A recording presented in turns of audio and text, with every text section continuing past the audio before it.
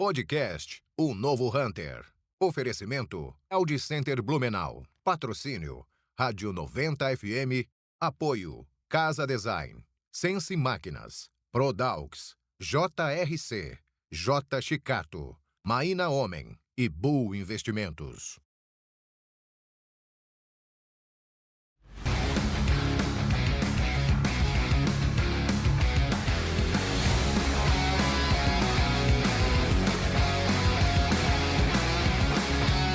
Olá, eu sou Roberto Vilela e você está no Podcast Novo Hunter. Podcast Novo Hunter traz para a nossa mesa de reuniões profissionais que se destacam, empresas que se destacam. É isso, DJ?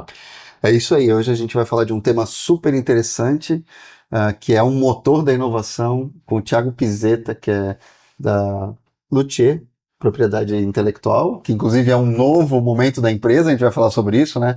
Thiago, muito obrigado por ter vindo conversar com a gente aqui. Obrigado, eu que agradeço. Estou à disposição para a gente conversar um pouquinho sobre a nossa história. Né? Legal. Thiago, a gente costuma iniciar a nossa conversa passando pela história do entrevistado, para depois entrar, inclusive, na história da empresa. Então fica à vontade aí, mostra para a nossa audiência quem é o Thiago e a história da Luthier.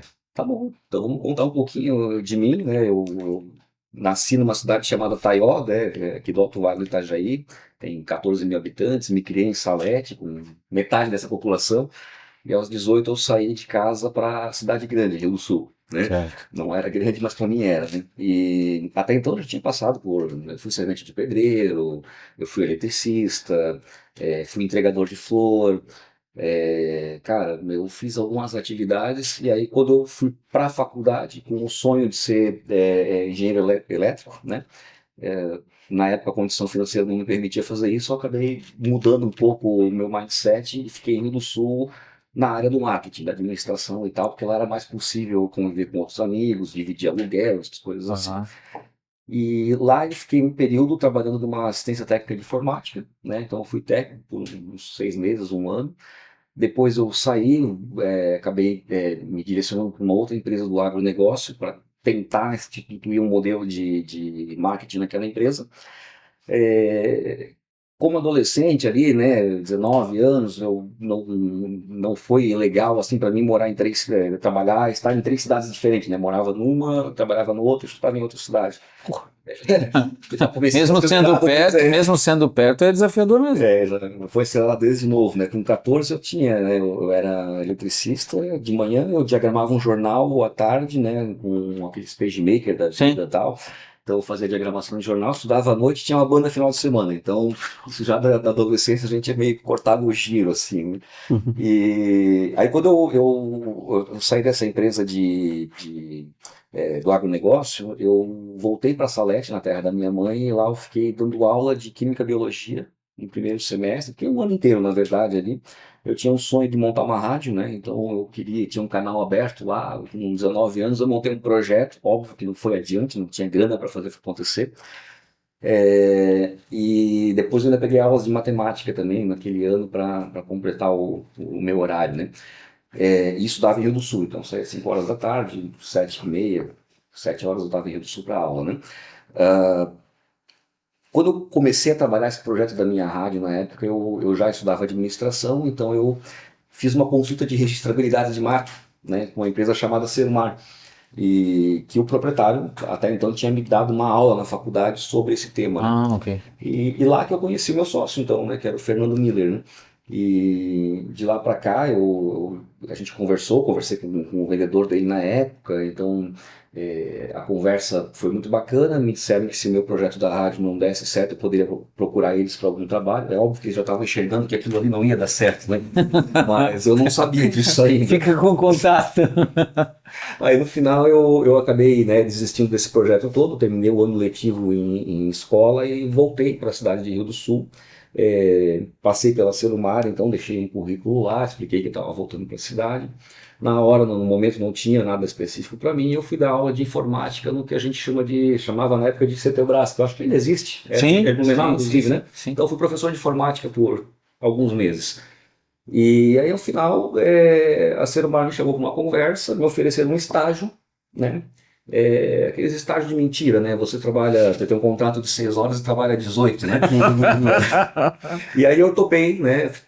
Fiz algumas conversas com alguns professores, alguns conhecidos meus, achei que o conselho foi bom, eu topei o projeto, entrei na Serumar, na área administrativa, financeira ali, e aí eu comecei a conhecer um pouco o mundo da propriedade intelectual, né?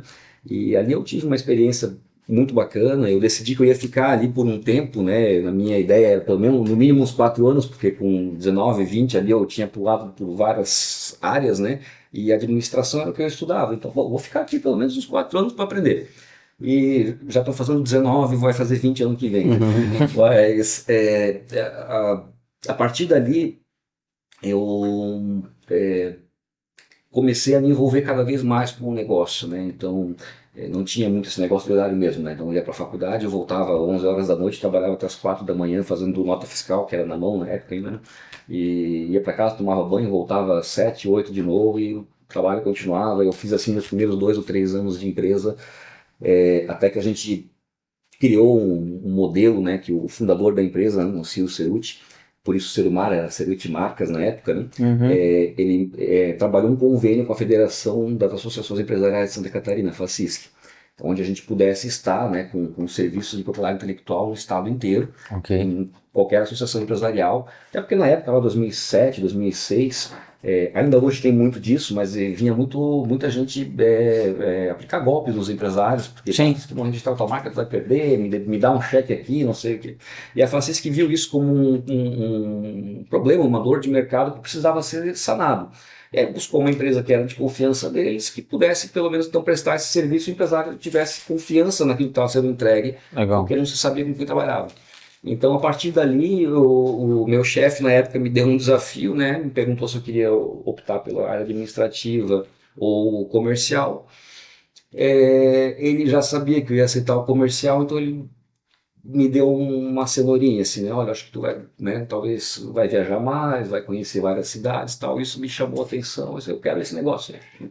E desde então eu comecei então a explorar o estado de Santa Catarina, que era o começo do nosso projeto. Hoje, claro, a gente atende o mundo inteiro, mas na época era só Santa Catarina, nós éramos em 4 ou 5 pessoas, hoje nós estamos em 50, né? Então isso foi mudando ao longo dos anos, e a gente foi abrindo então esse mercado, né? Eu ganhei alguns presentes, 2 hernias de disco, inclusive, né? Dirigir. Mas foi uma história, assim, bacana. E depois de uns 5 anos de empresa, né, como existiam 2 sócios na Serumar, né, que eram o Fernando e o Ciro, eles acabaram optando, o Ciro tinha outros negócios para tocar, então o Fernando propôs comprar, né, a parte do Ciro e ficou sozinho na Serumar. E naquele momento eu já estava formado, eu estava no último ano de faculdade, alguma coisa nesse sentido, e eu estava decidido sair, que eram os meus 5 anos de prazo, assim, que eu tinha me dado, né? Vou fazer outra coisa, né? Tinha outras oportunidades e eu achava que ele não tinha mais crescimento. E aí foi quando o Fernando me parou no estacionamento do escritório, quando estava saindo para viajar de novo, e, cara, né, comprei a empresa aqui do Ciro e tal, e eu preciso de um sócio, alguém que toque junto comigo, eu queria que tu pensasse no assunto. E aí eu não estava preparado para a conversa, né? Então eu aceitei assim a sugestão, fui viajar e eu acho que eu respondi ele uns 3 meses depois, se eu queria ou não, né?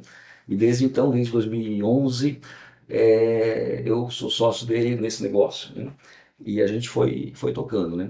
E o negócio foi mudando, foi crescendo, a gente foi se especializando, né? A gente pode falar depois um pouquinho mais em relação à propriedade intelectual em si, né? Mas a gente sempre tentou especializar o negócio muito mais focado na propriedade intelectual e sair um pouco do modelo marcas e patentes que se conhece por aí. Você encontra gente protocolando o processo de marca o tempo todo, e a nossa ideia sempre foi ser mais estratégico, né? Tem até uma comoditização, né? Muitos escritório de contabilidade registrando marca, advogado registrando marca. Cara, isso aí, teve uma época que existia uma lei, né, de agente de propriedade industrial que exclusivamente o agente poderia fazer. Até quando essa profissão foi destituída, né, o jornalismo foi uma delas também, né, então teve várias ali que foram desmontadas, a nossa também foi. E aí começou, né, cada vez mais a aumentar esse pessoal. Alguns trabalham muito bem, né, porque é um commodity, é fácil você preencher um formulário e encaminhar para o órgão competente que é o INPI. É difícil você montar uma estratégia para dar certo. processo. E gerenciar aquilo ao longo do tempo, né? Exato, fazer uma boa polidência, acompanhar os processos, ver se outros concorrentes estão encaminhando marcas semelhantes. Essa gestão toda, né, e a estratégia inicial, que é muito mais complicada, muito mais complexa de se fazer, tem muito mais responsabilidade. E é um ativo valioso, né? Marca é um negócio que, para muitas empresas, vale muito mais do que todo o patrimônio físico, né? Sim. Então, a gente tinha essa pegada, né? E desde sempre, isso vem lá do nosso fundador, lá do Ciro, ele sempre falou muito em relação ao associativismo, né? Então, o nosso negócio sempre foi associativista, desde Facisc, desde outras instituições, do JCI, OAB. Eu fui membro, né, do Núcleo de Jovens Empreendedores da minha cidade, depois do Conselho Estadual do Jovem Empresário, né, do CEGESC, aqui em Santa Catarina, muita gente conhece. Uhum. No CEGESC eu ocupei cargos de vice-presidência regional, a diretoria de educação empreendedora por 2 gestões, depois fui vice-presidente estadual, participei da Confederação Nacional de Jovens Empresários, você participou disso, mas no nosso segmento tem a ABAP, né, que é a Associação Brasileira dos Agentes da Propriedade Industrial. Então, são os profissionais da área, né? E na ABAP, desde que a gente nasceu, nós convivíamos com a Estágio Propriedade Intelectual, que é de Joinville. Então, essa conversa, essa amizade com a Estágio sempre existiu, e a gente sempre trocou muita experiência e muito cliente. Você não pode nem sempre atender todo mundo. Sim. Né? Em alguns momentos você está atendendo os dois polos, né? Então, o cara tem um dispositivo aqui que é objeto de patente, o outro supostamente está copiando. Você tem que fazer a briga ali acontecer, né? Eu não posso atender os dois lados, eu estaria sendo antiético. Então você acaba tendo que direcionar e escolher por um dos clientes. E quando a briga nasce, quando os caras já estão dentro da empresa, é uma conversa dolorosa, porque tem que chegar para o teu cliente e dizer, cara, gosto de trabalhar contigo, mas eu tenho um cara lá que chegou primeiro, quero o teu segmento, e eu preciso te direcionar para outro profissional. E aí, pelo nosso amor ao negócio, eu não tenho coragem de indicar um profissional que eu não confio. Então, e aí onde entrava sempre a Estágio para trabalhar lá, e a gente então atuava, né, cada um no seu polo, mas sempre com muito respeito, com muito profissionalismo, que isso que é o legal, né? Os cursos, né, que a ABAP fazia, a gente às vezes dava carona um para o outro para caminhar, a nossa equipe se reunia no fundão da sala para fazer, né, para montar os seus grupinhos. Então, desde sempre, os times da Estágio e da Serumar foram muito parceiros, né? A gente raramente entrava em algum tipo de conflito em relação a clientes, a mercado. Então isso a gente foi aprendendo ao longo do tempo.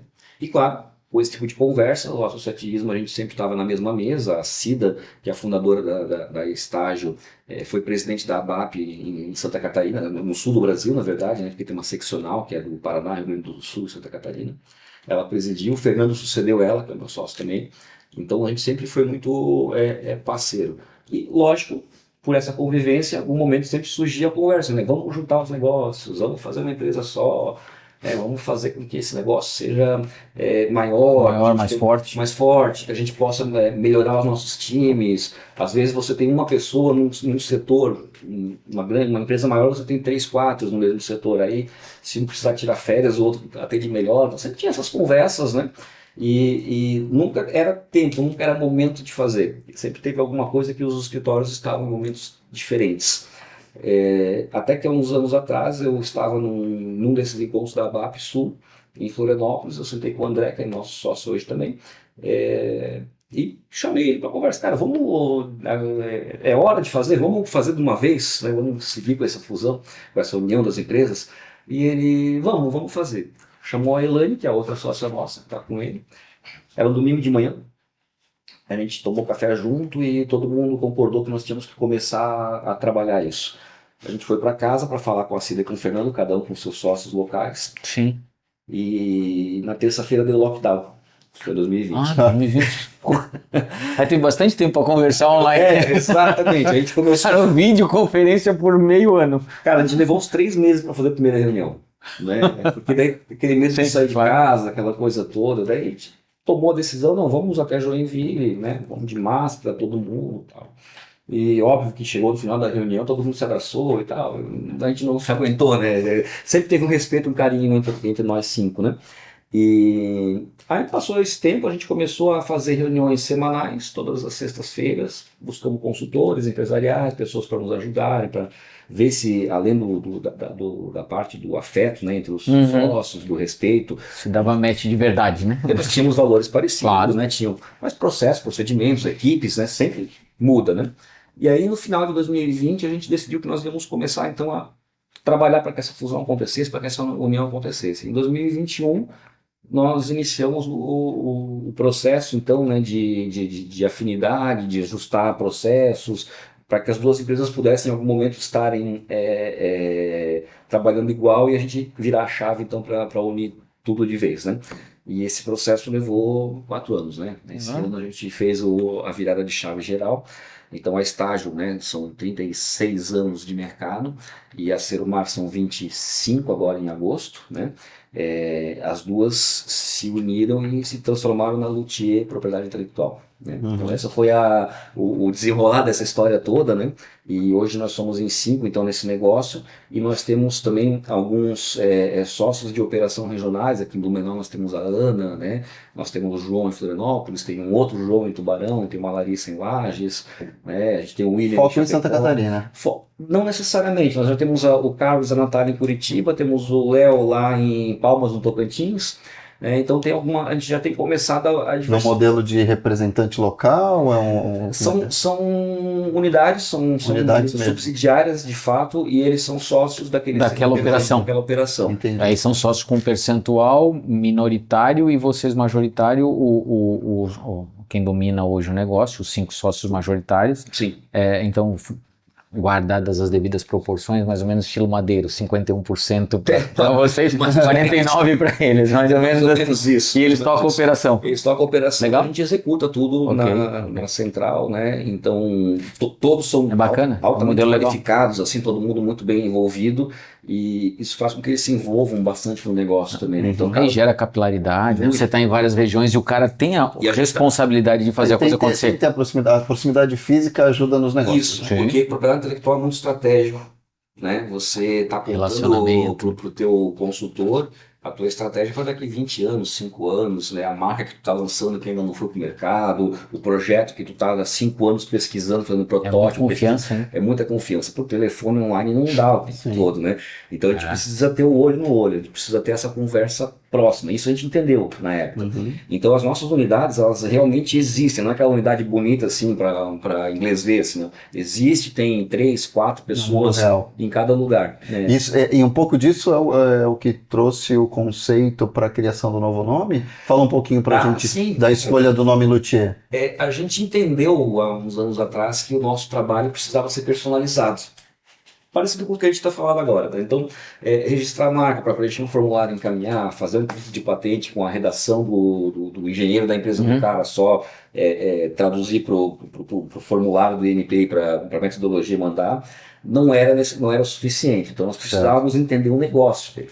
Precisávamos entender a empresa, quais que são os objetivos, se ele está no mundo, em quais países que ele está indo, ou se ele ainda vai para algum lugar, se aquela marca que ele protegeu ainda é vigente, ele ainda usa, porque marca em desuso pode caducar, pode perder o registro, se a marca que ele tem interesse pode ser comprada, ou você pode caducar do terceiro. Tem uma série de estratégias que você trabalha, não só em marca e patente, tem outros itens também, mas que a gente percebeu que nós temos um trabalho que ele é alfaiatizado, né, sob medida. Alfaiate é um termo que não é muito bonito para mercado, né? Então a gente começou a explorar novos nomes, levamos mais de 6 meses para escolher o luthier. E num brainstorming desses que a gente fez, nós escolhemos um caminho criativo que estava ligado à harmonia. Ora, são 2 empresas que convivem há 20 anos no mercado, tem muita harmonia. Forma harmônica. A harmonia tem a ver com música. Então a gente fez o nosso brainstorm, né? Violão, violoncelo, não sei o que, Paganini. Começamos a criar nomes ligados à música, temos técnicos, musicistas e tal.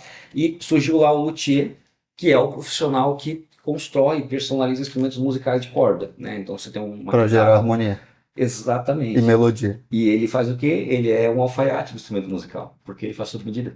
né? Então você leva o teu instrumento musical para ele Sim. e ele vai ver, né, qual é o tipo de distância que tu quer do dedão pro braço, né, que tipo de afinação, como é que tu vai trabalhar, a madeira que tu quer colocar. Então ele faz isso bem alfaiatizado, né? E tá dentro da harmonia. O luthier ele tem uma paixão pela música que o cara vai tocar, né? Não é pelo instrumento em si, mas é pelo que gera depois. Acho que essa é a maior paixão de um bom luthier. E é o que a gente quer, né? O inventor, o inovador, a gente tem paixão para ver o mercado acontecendo. Sim. Né? Então fazer isso de maneira personalizada tem muito a ver com o luthier, né? Então o termo chamou muito a nossa atenção, a gente gostou demais dessa expressão e decidimos então o quê? Saudar as marcas antigas para que elas pudessem entrar na história, mas não tendenciar esse novo negócio que estava nascendo, mas também optar por um nome que tivesse significado para todos nós, né? A nossa logomarca é um diapasão, por exemplo, que é um instrumento que você bate De afinação. para afinar, é o que o luthier usa, né? O raiz, né? Aquele cara, porque ele é totalmente analógico, né? Analógico, né? Não é digital. E ele está dentro de uma espiral Fibonacci, que é aquela espiral, né, que é uma descoberta lá do Leonardo Fibonacci de Pisa, né, que tem toda aquela...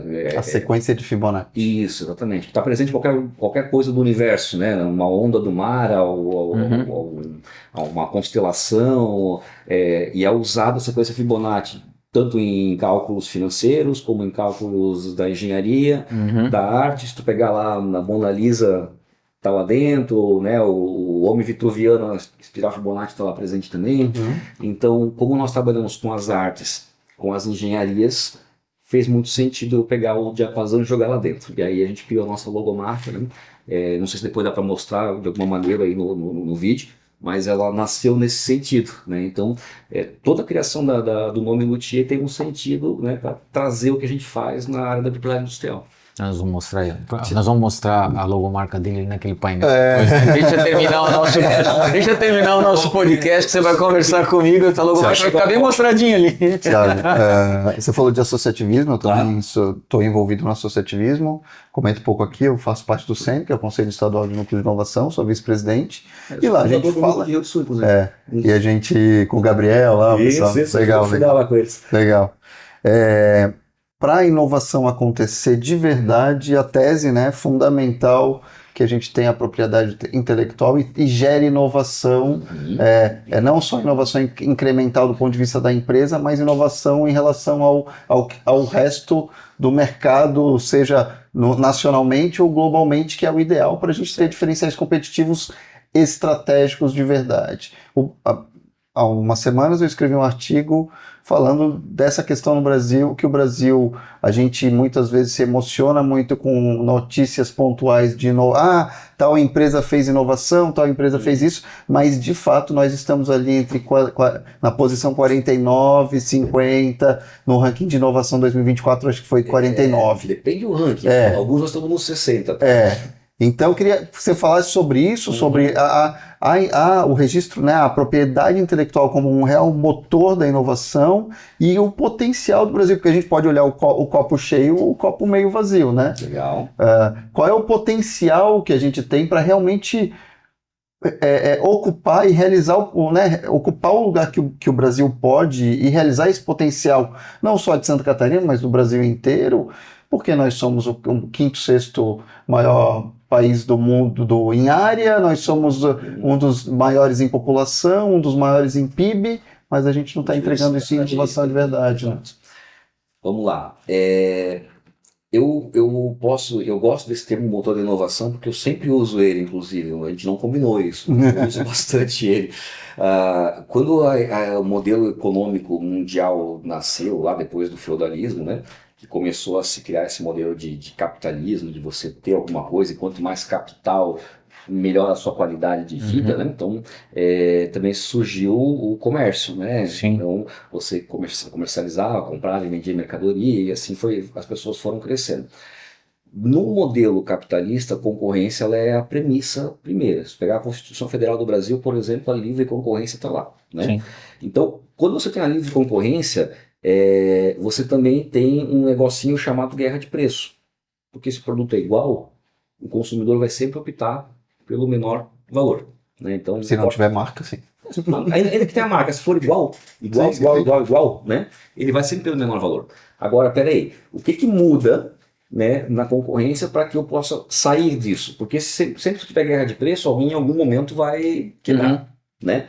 Então, para que isso não aconteça, você introduz um negocinho lá chamado inovação, né? Então, quando você inova, você sai do que é o commodity do mercado e começa a trazer algo diferente. E essa inovação ela pode ser em várias instâncias. Pode estar tanto até numa forma de atendimento que o outro não faz.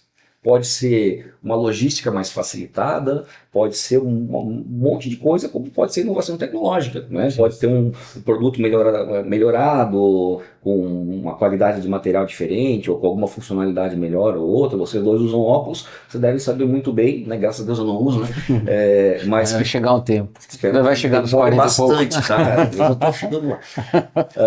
Mas vocês devem saber muito bem que tem a questão da lente bifocal, tem aquela que não reflete, tem, né? Azul, tem várias coisas, né? Tem aquela outra que é, como é que eles falam? Anti-embaçante? Não, tem uma que você acaba mudando consegue enxergar melhor à noite. Transition. Isso. Que aí você consegue escurecer, dependendo Então, assim, são tecnologias que foram desenvolvidas em relação de materiais, né? O que tu coloca ali no material na hora de colocar que seja diferente. E você paga muito mais caro por uma ou outra, porque você quer aquele benefício. Opa, então agora da concorrência eu tenho algo melhor para oferecer para o mercado. Então a inovação, ela é meio que esse motivador do mercado. Sem inovação, até isso, não sou eu que estou falando, isso aí é da época de Schumpeter, 1890 e tal, mas sem inovação o mercado não existiria. O mercado entra em estagnação, né? Exato, ou você não, né, alguém estava sempre quebrando, então ou alguém tomaria conta, ou o Estado deveria fazer alguma coisa, mas sem inovação você não teria essa economia. É só ver as tribos não contactadas da Amazônia, não tem inovação. Não tem inovação. Então a economia, ela funciona através da inovação, senão tu não tens esse motivador da economia. Mas a inovação por si só, ela só é motivada hoje, ao longo da nossa história, porque surgiu alguém em algum momento da história que disse, cara, teve um período que você aplicou lá no vidro nitrato de prata, não sei o que e tal, e tu fez testes e descobriu que melhora a visão, né? Para te chegar nesse período, nesse produto, você precisou passar um período que pode ser de 5, 10, 20, 30 anos de teste, pesquisa, desenvolvimento, tentativa e erro, né? Tentativa e acerto, e aí você teve ali alguns protótipos e você gastou não só o tempo, como você gastou dinheiro, né?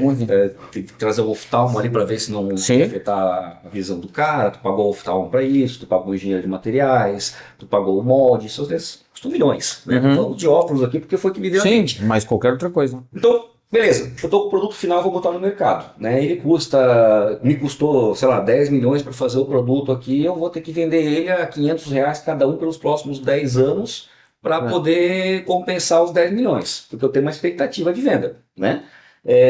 Só que os outros óculos custam 200, né? Então o meu é 500, ok. O meu concorrente vendo isso, ele pode comprar um óculos no mercado, porque ele é cidadão comum. Sim. Ele faz uma engenharia reversa no meu produto, descobre qual é a composição. E copia. Copia igual, né? Só que ele não gastou os 10 milhões, os 5 anos de desenvolvimento. Ao final disso tudo, o que acontece? Ele vai vender a 250 e eu quero a 500, não consigo mais. Sim. Eu sou obrigado a voltar aos 250, senão eu perco o meu mercado, né? E aí o que acontece com o meu investimento lá atrás? Vai por água abaixo. Ninguém investe dinheiro se não tem expectativa de retorno. Você não compra um apartamento se não quiser alugar ele depois ou usar. Você não compra um sítio se você não for plantar alguma coisa, né? Então a inovação é a mesma coisa, ela funciona do mesmo jeito. Você vai aplicar um recurso, né, de tempo e dinheiro para que você tenha uma expectativa de retorno lá na frente, né? Se não tiver, esse cenário fosse possível, tu não tem um incentivo para inovar. O cara não vai botar dinheiro em algo que ele não vai fundo perdido. Exato. Então a propriedade intelectual é um dos mecanismos para você se apropriar e para proteger. Porque, na verdade, a tua explicação ela traz dois conceitos, né? Para existir a propriedade intelectual, você tem que ter a proteção da propriedade intelectual, porque senão ela não é propriedade. É que a propriedade intelectual é a proteção. O capital intelectual é o que você cria. Isso. Então, na verdade, se você for tecnicamente falar, ter o óculos, criar a tecnologia é um capital intelectual. É o capital intelectual. Mas para te proteger o capital intelectual, você tem a propriedade. Corrigindo os termos. Então, esse é o modelo, né, da propriedade industrial. Então, você pede para o governo, né, um título temporário e o governo, de acordo com os requisitos que ele dá nas suas leis, ele Por um tempo, por um tempo limitado. até 20 anos, né? Até 20 anos. Então, nesse período, você tem Você teria que amortizar o teu investimento e automaticamente gerar o teu lucro. Isso e quando se você fala posicionar de como registro marca. de patentes, e para marcas é renovável a cada 10 anos. Exato, né? Mas aí a marca ela tem um outro conceito um pouquinho Sim. diferente, que a marca, na verdade, ela tem a reputação, né? Sim. Tudo que você tem de É o inovação. nome do negócio também. Como é que o cliente vai te encontrar no mercado se não sabe o teu nome? Né? Tu vai lá no mercado, tem um monte de garrafa PET com líquido preto dentro Sim. e não tem nome na frente. Tu não sabe qual que é a Coca ou a Pepsi, eu não sei o quê. Então você não tem como te escolher. Né? A marca ela é o mecanismo de comunicação com o cliente. Sim. Então por isso que ela tem que ter essa proteção mais longa, porque é a reputação toda que tu já construiu que te leva lá. Mas esse termo da propriedade intelectual, ele te dá essa permissão, ele te dá essa capacidade de se apropriar, né? E você tem ali então uma expectativa de retorno. Mas não quer dizer que é retorno. Uhum. Existem alguns estudos, um bem recente agora, europeu, que fala que só 10% das patentes do mundo geraram retorno financeiro, deram lucro. Né? Então ela Lucro, é né, cara? uma expectativa. Mas faz parte do processo de inovação, aí que tá, isso é uma virada de chave da mentalidade do empresário no Brasil que tem que acontecer, que inclusive quando você fala do conceito de motor 1 e motor 2, quando fala do conceito de exploit e explore das empresas invencíveis, lá que é um outro livro que saiu há pouco tempo, que você tem o teu motor 1, que é o que roda na empresa, as vacas leiteiras da matriz BCG, e você tem que ter uma outra caixinha que é fundo perdido dentro da empresa, que você tem que investir, porque é razão para ela continuar existindo no mercado, ela tem que ter inovação, porque senão ela perde competitividade. E aí, essa conta se eu registrar 10, eu vou aproveitar uma. Sim. É isso. Sim. Eu acompanho muito a Apple, por exemplo. A Apple registra centenas, milhares de patentes, nem tudo, sei lá, computador voador, mas eles estão explorando as ideias. A 3M declarou há um tempo atrás que 98% dos produtos que eles criam não vão para o mercado, só 2%. Tá, da 3M. Mas é que faz parte do processo. Se eles não fizessem os outros 98%, esses dois não sairiam. Porque você não vai ter taxa de acerto de 100%. Vou registrar só um que esse... Não. Para vocês terem uma ideia, 70% das patentes nunca foram para o mercado. Eu disse que 10% deram lucro, mas não quer dizer que outros não foram. Agora, que nunca foram para o mercado... 70% não vai. Elas estão divulgadas exclusivamente em bancos de dados de patente. Se tu quer saber o que a Apple está fazendo, por exemplo, tu tem que estar acompanhando a Apple nos bancos de dados de patente. Que daí tu vê os produtos que eles estão criando, embora não lançados ainda. Que aí inclusive tem uma outra questão, tem o Palmer Luckey, que é o cara da Oculus, que foi comprada pela Meta, né, pelo Facebook, e agora ele tem uma empresa que chama Anduril, que é até o nome dos livros do Tolkien.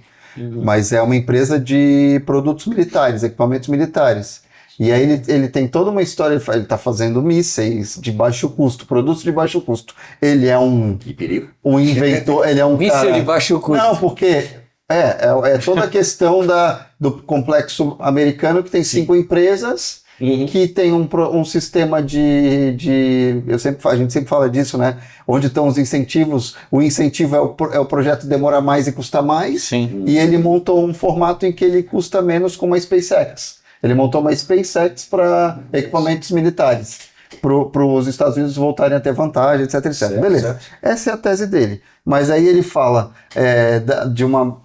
dessa questão do registro de patente, porque muitas vezes a patente, e aí vamos entrar num terreno mais polêmico, que muitas vezes a patente é o manual de instruções para o chinês ir lá e copiar. Com certeza. Eu queria que você comentasse isso. Vamos lá, vamos falar sobre isso então.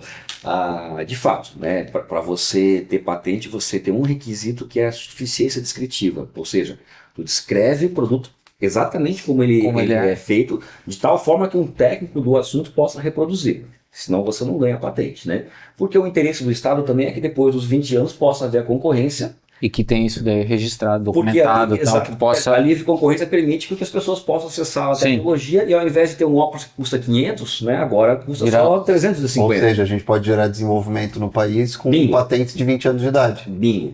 Era aí que eu queria chegar. E a questão do chinês também é essa, tá? Você, de fato, descreve o que está ali dentro. Existem outros meios de procurabilidade que não é a patente? Existe. Segredo de negócio, por exemplo.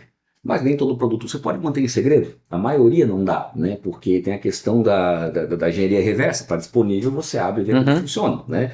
Receitas é mais difícil. Então, Coca-Cola, por exemplo, nunca foi patenteada porque a receita não é só o açúcar. E aí entrega o ouro, né? É a forma, processo. é a fervura, é o processo. Então você acaba protegendo por segredo e está protegido há 140 anos e vai ficar protegido esse tempo todo enquanto ninguém descobrir. Já outros produtos não dá para fazer isso. Então você pede patente, óbvio, porque você precisa então ter essa proteção já que está disponível, né? E, por outro lado, claro, você acaba entregando para o mercado. A questão bélica, por exemplo, tem uma especificidade das nossas leis, né, do mundo inteiro. No Brasil, vou falar um pouco mais da nossa, que coisas relacionadas, invenções relacionadas ao interesse da defesa nacional não são nem publicadas. Ficam para o governo. Tá? Então, tem patentes que a gente sabe que existe, né? Mas sim. Mas isso não é restrito ao Brasil, isso é mundial. Mundo, né? Alguns países nem tanto, mas o Brasil é bem claro na lei isso. Então, assim, a questão da disponibilidade da informação é bem interessante no processo de inovação. E essa questão da exploração a gente pode falar bastante agora. Você tem 80% do conhecimento humano em patentes. 20% do conhecimento empírico, trabalho acadêmico e tal, mas 80% é patente. Estamos falando de mais ou menos umas 140, 130, 140 milhões de invenções no mundo. Dessas, 70% não foram para o mercado. Tá?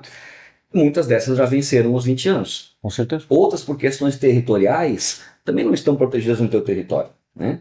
O que a gente entende, e o que já tem normas para isso, né? Há 2, 3 anos atrás foi lançada a ISO 56005. Tem a ISO 56000, que é uma ISO, ela não é certificadora ainda, ela é só boas normas, e esse ano nasceu a 56001, que já é certificadora para inovação.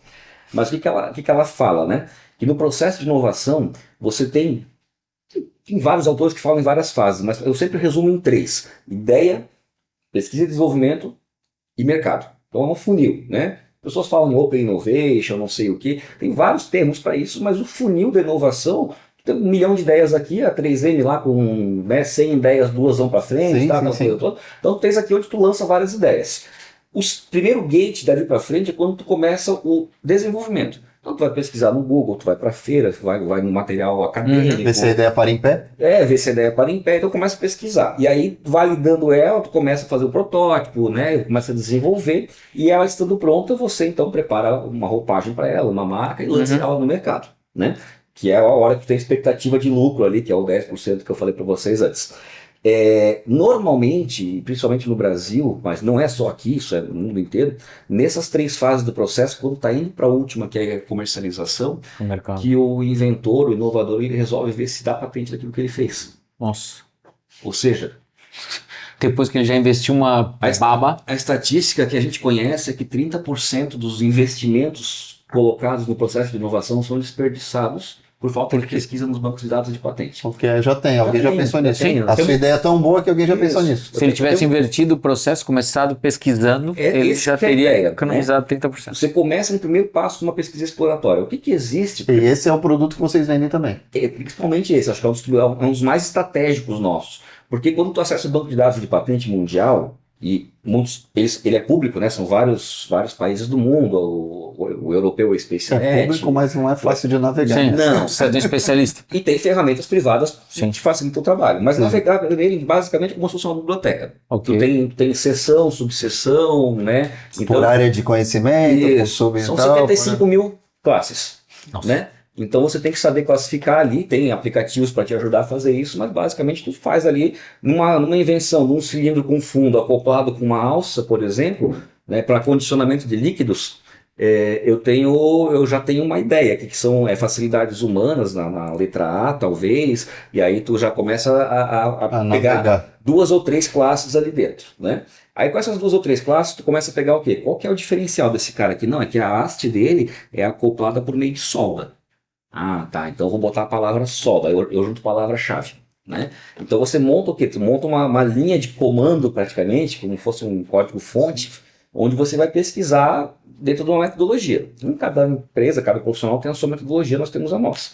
E aí o sistema vai te devolver patentes do mundo inteiro que tem um relacionamento... Tem similaridades com o que você acabou de parecido. Aí você tem o quê? Tu tem um engenheiro lá do outro lado da ponta. Aqui seria talvez o engenheiro mecânico de materiais, por causa da resistência e mecânica. E ele estudaria isso aqui, comparando as patentes que estão lá. Então o inventor me trouxe um cilindro com fundo que é acoplado a uma alça soldada, né?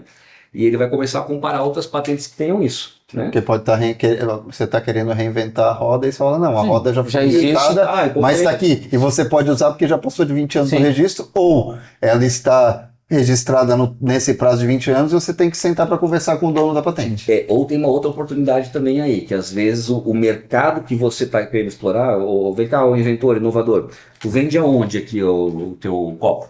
Eu vendo no Brasil, E você pode canalizar para outro mercado.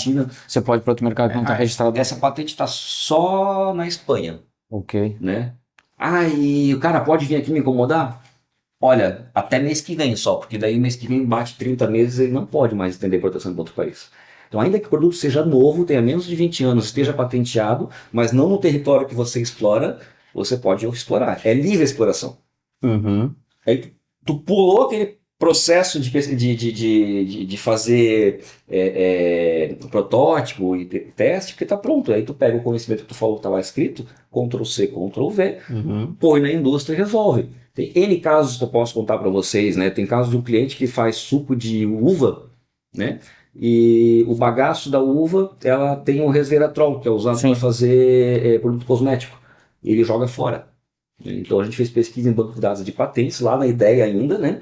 E trouxe para ele 7 ou 8 processos soluções de extração que de resveratrol pelo bagaço da uva. Ele pode implantar. Ele botou na empresa dele. Era até essa pergunta que eu ia fazer para você. Quando você fala que uma dos serviços, né, o DJ perguntou, um dos serviços que vocês têm é justamente esse, de fazer a pesquisa, fazer todo esse levantamento, trazer para o cara dizendo dá ou não dá para a gente ter o domínio dessa patente. Um outro serviço disponível, e que pelo que você falou agora vocês já fazem, eu estou querendo fazer algum tipo de inovação ou lançar um produto. Tem uma vaga ideia e você pesquisar e trazer para mim já isso... por vencer uma patente ou que não foi registrado no Brasil e assim sucessivamente, porque seria um garimpo praticamente. A gente chama de prospecção tecnológica. Então, é um garimpo. Aí o que o Palmer Luck fala realmente acontece. Que eu estou pulando escala, né? Instruções ali. Sim, que eu estou pulando etapa. Aquele tempo todo de eu estar desenvolvendo, prototipando, blá, blá, blá, você está me trazendo e eu estou pulando uma bibliografia pronta. Já foi comprovado. Exato. Eu posso trazer as oportunidades da prospecção tecnológica, elas são muitas, tá? Mas vou dar alguns exemplos para vocês, né? Eu posso trazer algum produto que inspire o cara a criar. Sim. Pode ser uma fonte de inspiração. Ele ajusta pontos aqui e falar isso aqui para mim. Pode ser uma fonte de inspiração, pode ser um produto pronto. Pode ser um ponto de partida ou já uma coisa pronta. O pré-sal, por exemplo, quando o Brasil desenvolveu a tecnologia para extrair o pré-sal, a Braskem precisava usar água em alto mar para perfurar. É fácil, tá cheio de água. Dessalinizada não. Então eles prospectaram patentes de dessalinização de água para usar no processo deles. Então a invenção era pré-sal, mas eles precisaram de outras tecnologias. Olharam lá Israel. Então você acaba encontrando soluções dentro daquela que tu quer desenvolver. Então uma das ideias da prospecção é encontrar outros caminhos. Isso é bem interessante. Outra ideia massa da prospecção é você olhar para onde o mercado está indo. Sim, porque tendência. Dentro das patentes tu consegue entender se aquela palavra-chave solda com cilindro existe, não, agora está sendo tudo acoplado com pressão. Ou extrusão, ou não sei o que. As palavras vão aparecendo e aí você vai fazer um mapa de calor. Linha do tempo. Aí, ou o produto, a tecnologia em si está aumentando o número de patentes ao longo do tempo, ou elas estão diminuindo. Entendi. Então pode ser que a tecnologia está sendo substituída por outra. Então você consegue ver isso. Você consegue ver players titulares, né, de patentes. Essa patente, esse tipo de patente que quem mais deposita é a Mitsubishi. Legal. Então, e a Toyota? Não, a Toyota não faz desse tipo aqui, ela faz outra tecnologia. Tu consegue ver essas coisas. Você consegue enxergar, por exemplo, quando tem patentes em conjunto. Peraí, esses caras aqui são sócios daqueles lá nessa patente? Que interessante, eu achei que eles eram concorrentes. Né? Então, atenção, mas não nisso, né? Exato. Então, tu vê quando tem acordos, você consegue prospectar inventores, pessoas que participaram de projetos especificamente naquela área. Eu quero gerar energia para o grafeno. Né? Então você vai pegar lá energia, grafeno e tu ranqueia os 20, 30, 40 maiores inventores que mais participam desse processo. Tu pega o nome do cara e descobre que ele não trabalha para uma empresa, ele trabalha para várias. Então ele é um freelance, tu pode talvez contratar ele. né? Legal. Então, a prospecção tecnológica te dá essas opções, né, de tendências, de mercado, de players. Tu pode aproveitar patentes que estão livres, e daí nós chamamos de Freedom to Operate. Então, pode ser porque encerrou os 20 anos, pode ser que no teu país não esteja disponível, não esteja patenteado, e aqui a exploração é livre. Então, é FTO, Freedom to Operate, pode lançar no mercado, você vai ser copiado também, vai, mas tu nasceu na frente, tu inovou. Né? Então, tem uma inovação ali. Então, é uma oportunidade. O licenciamento que tu falou é outra. Pô, tem patente? Vou desistir do projeto? Claro que não. Ora, se eu tiver a ideia lá no Fundo da Inovação, que aquele produto lá é meu, Vai adicionar que valor para existe, você, não mas existe, né? Então é porque de fato não está sendo explorado. Porque se eu sou do mercado, eu sei o que está rolando, né? E se não está no mercado e tem patente, eu posso conversar com o inventor. Sim, ou para eu tentar compro a fazer uma patente parceria, dele, ou fazer ou uma eu parceria. licencio. sim. E aí tu pula de novo o processo de inovação todo para ir direto para o mercado, e o valor que tu paga de royalty, de Licenciamento seria royalties, né? é menor do que às vezes o processo de desenvolvimento. Sim, com certeza. Ele tem um cara que é o, vantajoso. tem um cara que é o Nathan Myhrvold, uma coisa assim, ele tem um nome estranho. Ele era engenheiro da Microsoft. E ele montou uma empresa que ele registra as patentes, ele compra as patentes na origem, e no sistema americano ele ganha dinheiro com isso. Ele compra a patente do Ele inventor e compra, revende. ele já faz ele um cria broker, bolsa de ele também, patentes. e aí ele também processa quem está usando indevidamente na Sabe que conversa isso aí é com um ele. projeto que nós estamos desenvolvendo aqui em Santa Catarina, tá, com algumas entidades, tá, de ter uma instituição que faça essa negociação de patentes, porque Legal. um dos problemas que existe, a gente trabalha muito com universidade também, né? Então a gente atende a universidade, o Instituto Federal de São Paulo, a gente atende o Banco do Brasil, não é uma universidade, mas tem bastante inovação lá dentro, já atendi o IFSC, a UFSC, sei lá, uma série de universidades a gente atende, e por conviver nesse meio dos núcleos de inovação, a gente percebe que muita invenção não sai da gaveta. O pesquisador faz, né, porque é uma necessidade ali do trabalho acadêmico, vai para a gaveta e As teses de doutorado não evoluem para o mercado.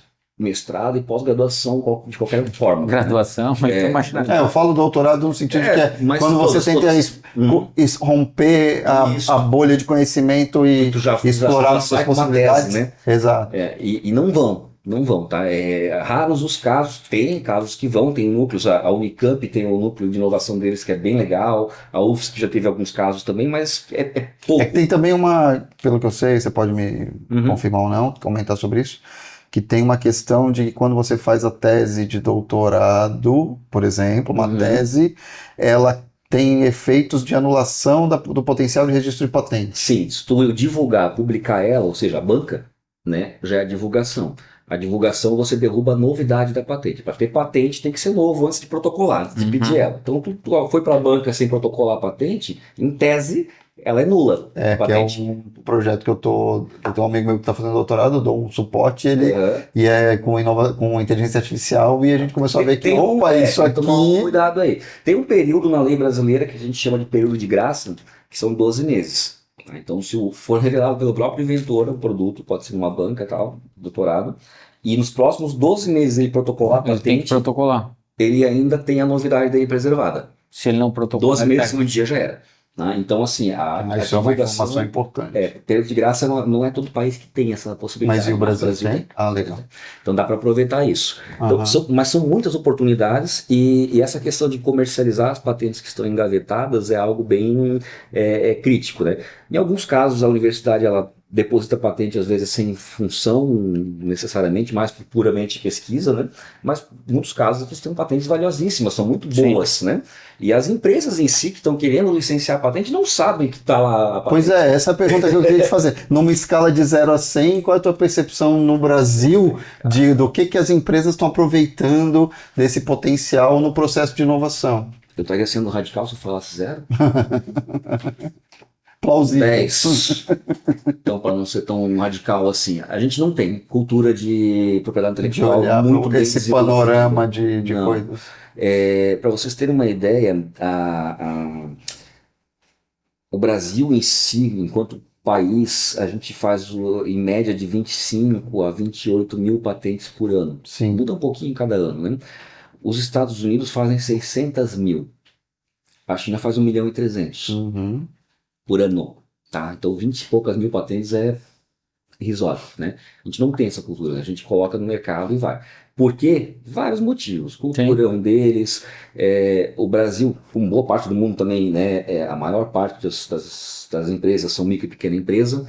E os custos de propriedade intelectual são muito altos. E a micro e pequena empresa Isso é um sofre. limitante. Né? Isso é um limitante não só nacional, isso é mundo, tá? Tem vários artigos. Eu inclusive, escrevi um artigo sobre isso, foi publicado na revista da BPI, sobre as vantagens e desvantagens para a micro e pequena empresa na propriedade intelectual, né? E o custo de adquirir uma propriedade intelectual, pedir a patente, a marca, tal, é alto, e muito mais do que isso, o custo de enforcement, que é o custo jurídico de você De se proteger mesmo. de bater no cara que está te copiando, é mais alto ainda. Então não adianta eu ter a patente, eu não consegui me defender. O sistema deveria se calibrar, né? Então isso mundialmente falando é um desafio para a micro e pequena empresa. Então é óbvio que a gente, como tem muita pequena empresa também, também sofre com isso, né?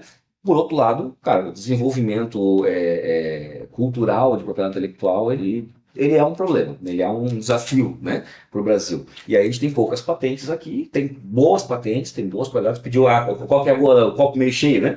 Tem muita tecnologia legal no Brasil. A gente tem uma capacidade no agro, por exemplo, que ela é lá em cima. As patentes do agronegócio são fenomenais. Patente de medicamentos, nossa, tem muitas muito boas, né? O Vonal, por exemplo, é um que foi feito pela Unicamp, se eu não me engano, né? Tem um outro... Maior fonte de renda da faculdade com royalties. 10 milhões eles adquiriram em royalties em 10 anos, assim, né? Então eles conseguiram uma boa fonte de renda ali. A UFSC tem um produto que é licenciado para a Natura também, que é um prêmio... mas aí eu vou te inverter a história, que aí a gente está citando as exceções que comprovam a regra. Que não é o padrão. Não. E não é em todos os setores. A gente tem uma ponta, por conta de uma política da Embrapa no Brasil, de décadas de investimento, como a gente teve a política da Embraer, do Osiris Silva, que uma vez a gente teve até a oportunidade de trazer ele aqui para Blumenau para falar. Da história dele, cara. E foi muito interessante, que foi um visionário. E criou realmente polo. Eu acho que esse é o cerne. Um motor de Fusca, cara. Eu acho que esse é o cerne da questão, né? Acreditar no potencial do Brasil e dos brasileiros, né? A gente precisa ter essa mudança de mentalidade em relação à propriedade intelectual, até porque o cenário competitivo global, geopolítico, tecnológico, comportamental, de demanda de produto e de oportunidades de mercado está se colocando de uma maneira que a gente precisa acelerar o passo para acompanhar o ritmo. E se não se mexer muito, a gente vai se distanciar cada vez mais, com algumas exceções louváveis como o agro. Assim, a gente tem muito o que se fazer. Tem aquela história do vendedor que vendia sapato e foi para um país que ninguém usava sapato e, pô, que legal, ninguém usa sapato, vamos para lá. Então, olhando o copo meio cheio, que legal, a gente não trabalha com patente, vamos trabalhar. Né? Sim, exato. Não dá para crescer. O potencial que não realizado. O potencial é muito bom. Tem as leis de inovação do Brasil, começou lá em 2004, 2002, se eu não me engano, o primeiro marco legal da inovação, acho que foi. Santa Catarina também, em 2008, né? Agora tem a nova lei de inovação, nós temos os centros de inovação aqui no nosso estado. É o segundo estado mais inovador do Brasil, né? E embora pouquíssimas Santa Catarina está bem acima da média em relação ao Brasil. Só para São Paulo. Tá? Então a gente tem uma cultura de inovação bem interessante aqui no nosso estado, embora ainda falta muito para a gente chegar na qualidade de propriedade intelectual, né, de outros países. E usar a propriedade intelectual como inteligência estratégica para monitorar a concorrência, cara, é possível. Tu consegue pegar alguns concorrentes, alguns termos técnicos, jogar no sistema e ele te informar em tempo real conforme for surgindo patentes naquele ramo. E aí tu tá ali no mercado trabalhando o tempo todo, você tá recebendo informação do que tá vindo de novo. Antes que vá para o mercado, inclusive. Dá para te monitorar. Google Trends, né? Isso, né? O Google, como é que tem o teu Words lá também, Google, enfim, tem os... Sim. Então tu consegue acompanhar patentes, concorrentes, é inteligência estratégica, sabe? Tu consegue olhar tendências de mercado, usar isso a favor próprio e, claro, pedir patente é o final do processo. Só que deveria ser o começo na análise, né? Exato. O final do processo, sim, mas quando você está fazendo... Tu até pode pedir patente, mas só que tu tem que... a patente não é só para você pedir. Sim. Como eu falei, o governo quer que se escreva para deixar público, por quê? Porque a função da propriedade intelectual não é só proteger o cara que inventou. É gerar valor para a sociedade. Sim. É gerar conhecimento. Né? Eu estou falando em 80% do conhecimento humano está ali. Por que a gente não mumifica pessoas como se mumificavam os egípcios antigamente, há 5.000 anos antes de Cristo? Porque o conhecimento na época, como não tinha patente, era passado de pai para filho.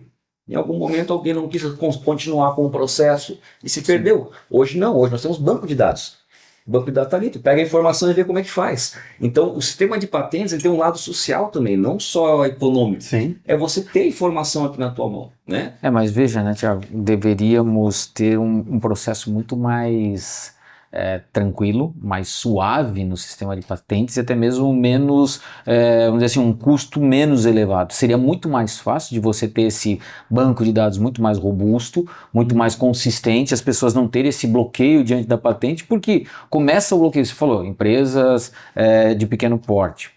Empresas familiares, o cara com uma dificuldade às vezes de parar o projeto do negócio dele de pé, aí quando ele vê para poder fazer o domínio intelectual de alguma inovação que ele fez ou de algum negócio, ele tem que optar entre pagar o salário dos funcionários, conseguir ter o insumo para poder fazer o negócio rodar ou investir. Então é complexo, né, quando você olha o processo como todo. E tudo é muito intangível, sabe? Então, esse é outro problema. E aí ele faz o trabalho com a Luthier, ok, e aí você falou um negócio muito interessante. Para ele se defender, ele vai precisar de um trabalho com advogado que tem um custo tão grande quanto, ou maior. A Luthier faz esse trabalho. E ótimo, né, que faz. Mas é um negócio complexo, sim, né, cara?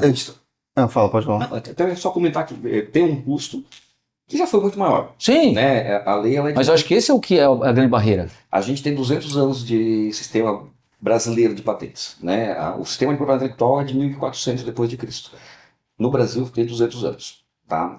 Isso veio com os Bragança para cá, tal, na migração da família real para o Brasil, e onde eles abriram um comércio, liberaram então ali a questão dos privilégios de direitos e tal. E esse privilégio ele foi sendo concedido ao longo dos anos. Nos anos 70 teve o Código da Propriedade Industrial de 71, que não privilegiava um monte de coisa, e que também com a falta da internet, da informação, se criou muito mito ao redor da propriedade intelectual. Porque se eu fizer aqui, o cara mudar um negocinho lá, ele pode fazer também. Sim. Porque não tinha assim uma estrutura bem preparada. Tem um trabalho de evangelização ainda a ser feito. Isso. A lei nova, né, é de 96, né? Então, de 96 para cá, que se começou a entender melhor no Brasil a propriedade intelectual. O INPI brasileiro, ele é uma das 8 autoridades mundiais de patentes. Tá? Então, a gente está num caminho bom, mas está muito distante ainda do que precisa ser. E essa evangelização, a empresa familiar, às vezes, o cara viveu lá nos anos 70, 80, gerenciando a empresa dele com um código de propriedade industrial que era ultrapassado já para aquele tempo. E aí ele tomou na cabeça, né? Ele teve problema várias vezes e isso desmotivou ele. Ou pior, até o cara mais recente fez uma patente. Sim, e aí alguém mudou alguma coisa. E aí o que acontece? A patente ela tem uma seção chamada reivindicação, né? Que é o coraçãozinho dela. Então, ali na reivindicação você destaca as características que é o que você inovou no produto. Porque eu não estou inovando o fato de guardar um líquido. Porque isso deve ser uma patente. Estou inovando o fato de eu poder ter uma alça aqui que eu não queimo a mão, né? O fato de não ter... Então, isso aqui é a característica da minha patente. Aí eu vou para o mercado e o meu engenheiro diz que dá patente. Mas eu, inventor, achei que era por fato de guardar líquido. Aí vem um cara lá sem alça e guarda líquido dentro do cilindro. Mas o cara tá me copiando. Como assim tua patente não vale nada? O cara não foi orientado que ele só protegeu a alça, que isso aqui já existia. Então a falta da orientação ou a má redação da patente, onde você tem uma péssima...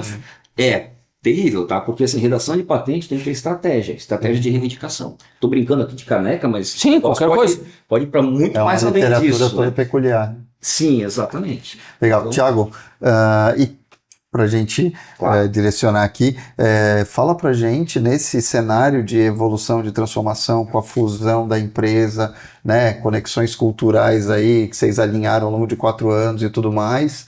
Qual é o perfil das pessoas que vocês gostam que você gosta de ter no time para construir o futuro da Luthier aí nesse processo de expansão e de conquista do mercado de Santa Catarina e do Brasil? Que bom que tu falou isso, porque a única coisa que tornou isso tudo possível foi o nosso time, né?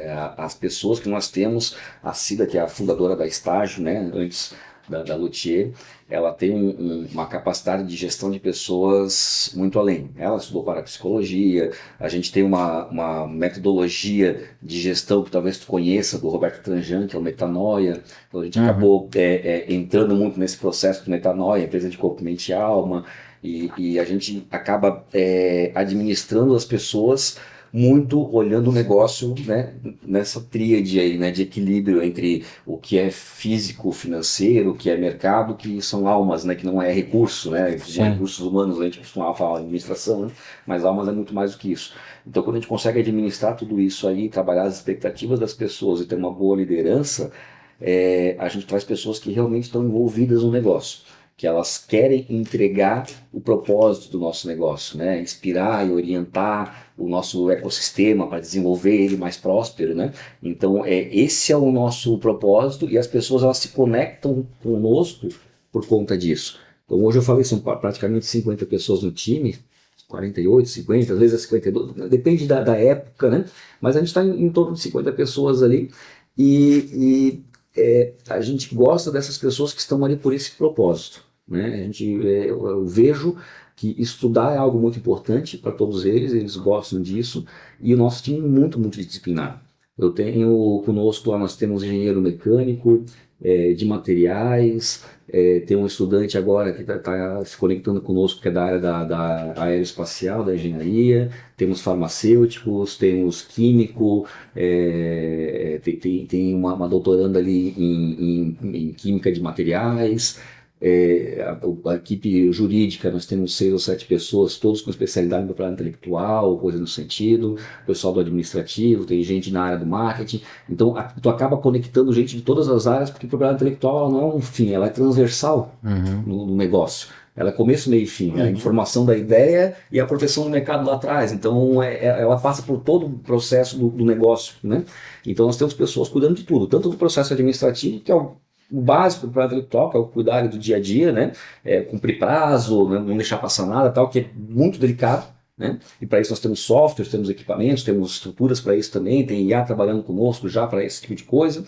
Nós temos o time de negócios, de gestão, que estuda a gestão com o cliente, então por isso que eu falei, esses escritórios regionais, eles sentam com o empresário e entendem a estratégia dele para poder orientar, e os times técnicos que estão muito mais na área do direito e das engenharias, para poder direcionar. Eu não vou fazer uma redação de patente de uma alça com conexão aqui de materiais ou de um óculos que faz alguma coisa, com alguém que estudou administração, por exemplo. O cara não vai ter a linguagem técnica para poder entender o que está ali dentro da patente, qual é a característica que eu vou botar na redação. Então, o nosso time ele tem que ser muito especializado.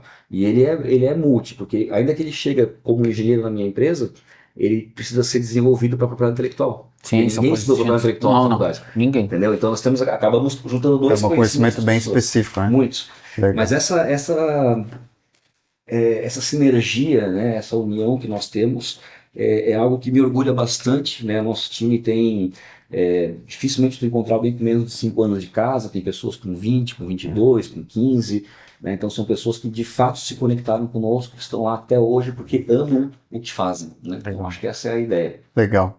Bom, Thiago, obrigado, foi muito boa essa conversa, entender mais a fundo esse tema que é fascinante e é super importante, como a gente comentou aqui, é um motor da inovação, né? A propriedade intelectual, a proteção do capital intelectual, e fica uma dica aí para quem é empresário, empresária que está assistindo a gente, para prestar mais atenção nesse processo de inovação, olhar e também pesquisar antes para ver se alguém já não inventou a roda e usar isso de uma forma inteligente, né? Porque na verdade, como a gente tem um país, o Brasil é um país que é muito desigual e tem muita disparidade entre o topo e a base, muitas vezes você vai ter produtos que foram patenteados há 20 anos atrás e que podem atender perfeitamente a realidade de grande parte da população. Ao mesmo tempo, a gente também tem que fomentar a crista da onda, o limiar da inovação, essa né, inovação radical, disruptiva, enfim, para que a gente tenha o Brasil mais competitivo no cenário global, porque a velocidade está acelerando e a gente tem que se posicionar. Muito obrigado. Eu que agradeço, muito obrigado pela oportunidade, a gente está à disposição, quando precisar de nós também, é só nos procurar que a gente vai estar ali pronto, né, a postos para atendê-los. Legal, obrigado, Thiago. Pessoal, vocês acabaram de acompanhar o episódio com o Thiago, da Luthier, veio aqui, trouxe uma série de informações relevantes, conforme o DJ acabou de falar, da importância de você se preocupar com os detalhes da marca, detalhe da para atender detalhe do seu produto, que isso tudo facilita e faz com que você economize não só tempo como dinheiro e principalmente que você possa se apropriar. Eu acho que teve algumas questões aqui que valem a atenção de vocês, principalmente de você poder pesquisar, né, de você sair na frente utilizando toda a expertise e a inteligência do time da Luthier. Valeu, forte abraço e até o próximo episódio.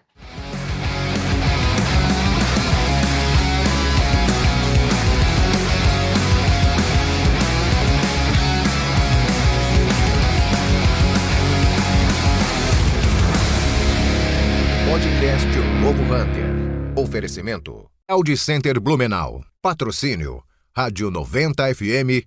Apoio Casa Design. Sense Máquinas. Prodaux. JRC. J Chicato. Maína Homem e Bull Investimentos.